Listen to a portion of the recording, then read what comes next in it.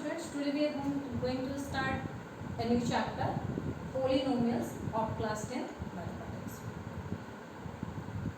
So first of all, let us try to understand or recap the basic concepts related to the term polynomials. अगर आपको याद होगा तो ये जो चैप्टर है polynomials आप क्लास 9 में भी पढ़े and the things are correlated. जैसे आप जो पैटर्न्स पढ़े हो क्लास 1 2 3 4 5, हर समय क्या होता है कि उस चीज़ को जैसे जैसे आपकी क्लासेस हायर होते जाती हैं वो कॉम्प्लेक्स होते जाते हैं, उसमें ज़्यादा से ज़्यादा चीज़ें आप पढ़ते हो. For example in 6 or 7 classes I think you have studied about a term cell and size biology. जब आगे की क्लासेस में आप चलोगे तो उसका एक सेल बायोलॉजी नाम का एक अलग से ब्रांच हो जाता है और उसकी बुक बन जाती है. ठीक है, तो थोड़ा सा जस्ट अपने चीज़ों को अपने दिमाग में पोलिनोमियल्स याद करो कि व्हाट इज़ द पोलिनोमियल. ठीक है, आप जो जो चीज़ पढ़े हो क्लास 9 में उसको एक बार आप याद करो कि पोलिनोमियल क्या है. चलिए देखते हैं साथ. ठीक है, व्हाट इज ए पोलिनोमियल. जैसे ही चैप्टर का नाम आपने देखा, जैसे ही कंसेप्ट आपने देखा, आपके दिमाग में चीज़ें क्लिक करनी चाहिए. ओ अच्छा, polynomial means what is a polynomial. So dear children, let us recap it. An expression. What is a polynomial. Polynomial is an expression. आपके फेशियल एक्सप्रेशन की बात नहीं है, कौन सी एक्सप्रेशन की बात हो रही है. देखिए, polynomial is an expression written in the form of, किस फॉर्म में लिखा जाएगा.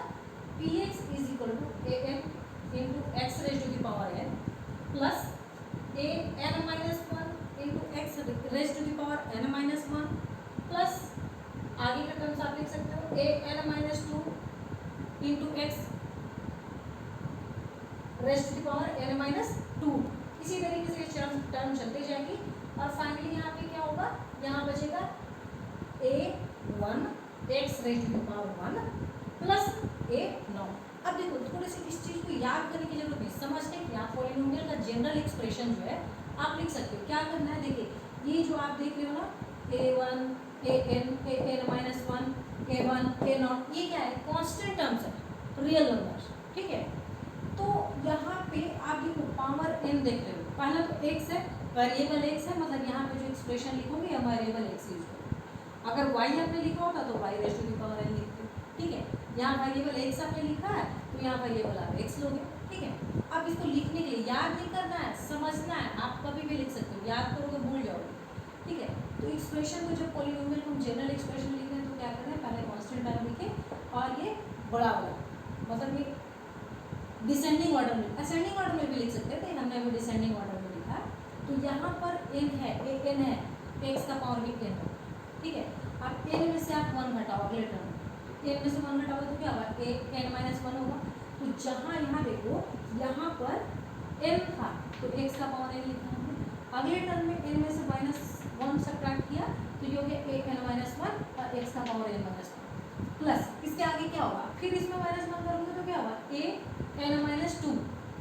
अगला टर्म यदि हम लिखते हैं तो क्या लिखते हैं, a n minus two into x raise to the power n minus two, मतलब जो यहाँ ए के साथ है वही एक्स का पावर है.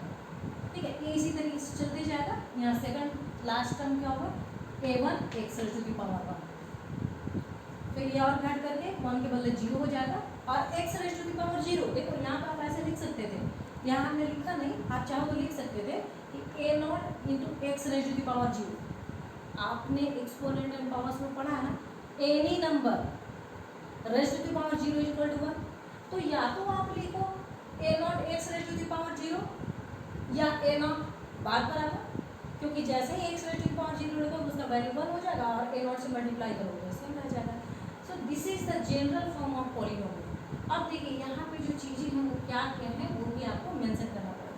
तो ये पॉलिनोमियल जो जनरल फॉर्म में क्या कहलाएगा, is called a polynomial in variable x, in variable x. ठीक है, एक्स क्या है, यहाँ जो चीज़ें हैं उसको आपको मेंशन करना है. एक्स क्या है, x is a variable, just now we have discussed. N is a, देखो ये बहुत बहुत मोस्ट इंपॉर्टेंट थिंग है, पॉजिटिव इंटीजर. ठीक है, एन एकदम याद रखो, आपको आइडेंटिफाई करने के लिए आ सकता है कि identify whether the given expression is polynomial और नॉट. तो आपको वहाँ ये बहुत काम करेगा क्योंकि ये मोस्ट इंपॉर्टेंट है. n is a positive integer. यहाँ जो n देख रहे हो ना, ये पॉजिटिव इंटीजर। n ना तो फ्रैक्शनल वैल्यू होगा और ना ही नेगेटिव इंटीजर होगा। अगर यहाँ फ्रैक्शन के फॉर्म में हो गया x raise to the power 1/2 या x raise to the power -1, x raise to the power -2, तो पॉलिनोमियल नहीं होगा। यानी पॉलिनोमियल होने के लिए n की वैल्यू हमेशा पॉजिटिव इंटीजर ही चाहिए, कंपल्सरी है, कंडीशन है। अच्छा, और a0, a1, a2, a3, an, ये क्या है? ये सारे कांस्टेंट टर्म्स हैं। कांस्टेंट जिसका वैल्यू फिक्स होता है, और क्या है ये? Real numbers.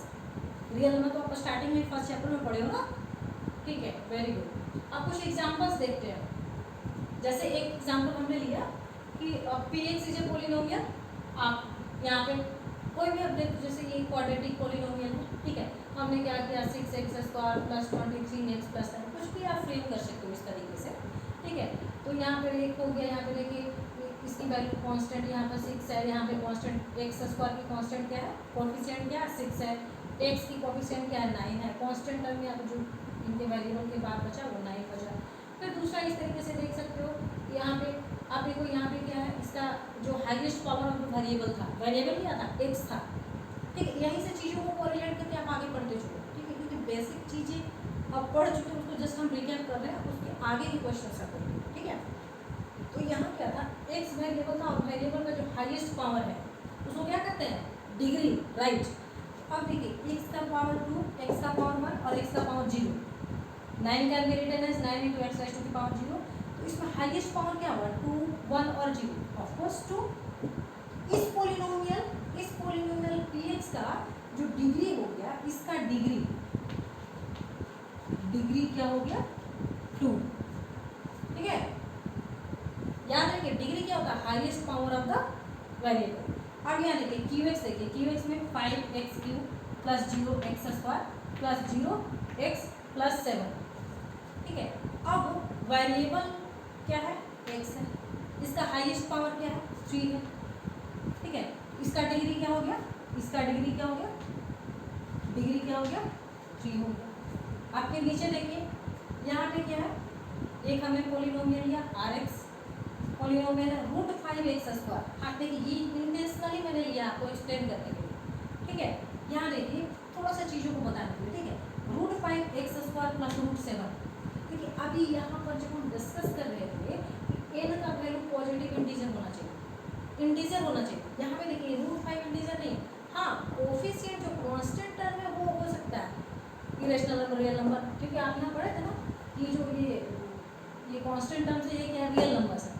तो ये तो रियल नंबर हो ही सकता है ना, ये 5 का पावर 1/2 तो हो ही सकता है, क्योंकि ये रियल नंबर है। √5 इज व्हाट, रियल नंबर, ठीक है। Any real number is what, a combination of rational and irrational number is called a real number. तो this is irrational number means this is real number. तो यहाँ पे तो जो constant term था वो रियल नंबर था, तो ये आपका पॉलिनोमियल है, ठीक है। क्या, √5x² + √7 इज ए पॉलिनोमियल। लेकिन अगर हम इसी चीज़ को अगर हम ऐसे लिखे होते, मान लीजिए अगर हम यहाँ पे थोड़ा सा एक चीज़ लिख रही हूँ, देखिए थोड़ा ध्यान दीजिएगा। अगर हम gx, मान लीजिए कि कोई पॉलिनोमियल, अगर कोई एक्सप्रेशन हम ऐसे लिख देते हैं, gx = 5x raised to the power -2, 5x raised to the power -2 + 10। अब बताइए whether this is polynomial? No, not at all. This is not polynomial, because here you see the power of x is -2. The power of x is -2. एक और लिख के देखते हैं, ठीक है। तो this is not polynomial। अच्छा एक और लिख लेते हैं, मान लीजिए hx हमने लिखा, ठीक है। hx = 7x raised to the power 3/2 + 9। Is this a polynomial? Identify. No, not at all, because here you can see that power of variable is in the fraction, और पहले ही कंडीशन में यहाँ पे मैंने आपको हाईलाइट किया था कि ये जो n की वैल्यू है, जो एक्सपोनेंट है, वो क्या, पॉजिटिव इंटीजर होना चाहिए। This is fraction, this is not integer, right. So ना तो नेगेटिव इंटीजर हो और ना ही फ्रैक्शन हो। जैसे ही आपको आइडेंटिफाई करने के लिए दिया तो आप वेरिएबल के एक्सपोनेंट को देखो, वेरिएबल की पावर को देखो, ठीक है, और उसके अनुसार से फिर डिसाइड करो कि whether the given expression is polynomial और नॉट। Do one thing, pause the video and write at least 4 example of the polynomial, 4 example of polynomial and 4 example of the expression which are not polynomial. Write अभी आप लिखो, pause करके इसको लिखो, कि जब तक आप चीज़ों को लिखोगे नहीं ना तब तक कुछ नहीं होगा। So everyone please do it.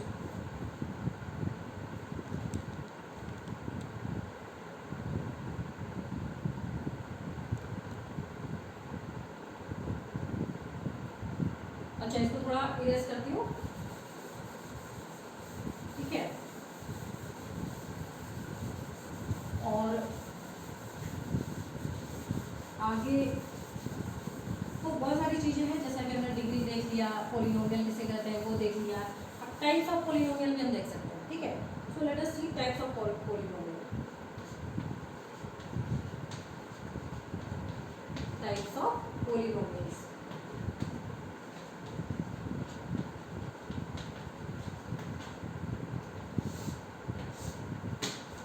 ठीक है, types of polynomials. So first one is constant polynomial. First one is constant polynomial.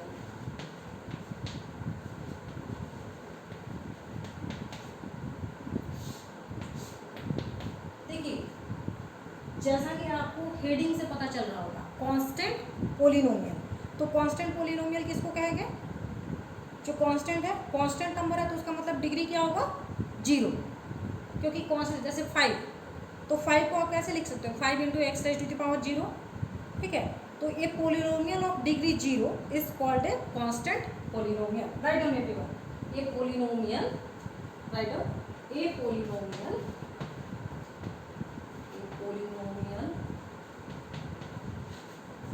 Of degree क्या होगा? 0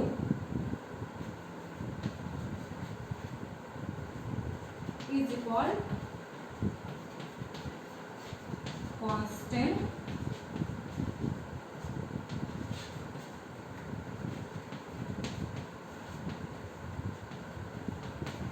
पॉलिनोमियल, ठीक है। अब थोड़ा सा इसको एग्जाम्पल के थ्रू देख भी लेते हैं, समझ लेते हैं, ठीक है। एग्जाम्पल आप खुद से लिखो एग्जाम्पल, ठीक है। जैसे मान लीजिए, थोड़ा सा सोच के लिखिए, 2-3 एग्जाम्पल लिखिए, ऐसा पॉलिनोमियल जिसका क्या डिग्री क्या हो? 0 हो। देखा आपने? चलिए देखते हैं। मान लीजिए px एक पॉलिनोमियल है, इसका वैल्यू है 5, इसमें डिग्री क्या हो गया? 0। अब देखो 0 कैसे हुआ, आप थोड़ा सा देखो, अगर आपको कंफ्यूजन है कि yes why you are telling that the degree of this polynomial is 0 and that's why this is called as the constant polynomial. Degree में आपने क्या पढ़ा था? Maximum power of the variable, यहाँ तो कोई वेरिएबल ही नहीं है, आप बोल रहे हो 0 degree. Dear students, remember the properties and characteristics of exponents and powers. तो 5 को हम कैसे लिख सकते हैं? It can be written as 5 into x raise to the power 0। याद है ना कि भूल गए सर? किसी का भी पावर अगर 0 करते हो तो उसकी वैल्यू क्या होती है? 1। तो 5 into x raise to the power 0 is equal to 1, यानी 5 इंटू 1 इज इक्वल टू 5। अब देखो इसकी वैल्यू, इसकी डिग्री क्या होगी? Highest power of the variable, यहाँ तो एक ही वेरिएबल एक्स है और उसका डिग्री पावर क्या है? 0, तो इसका डिग्री क्या हो गया? 0।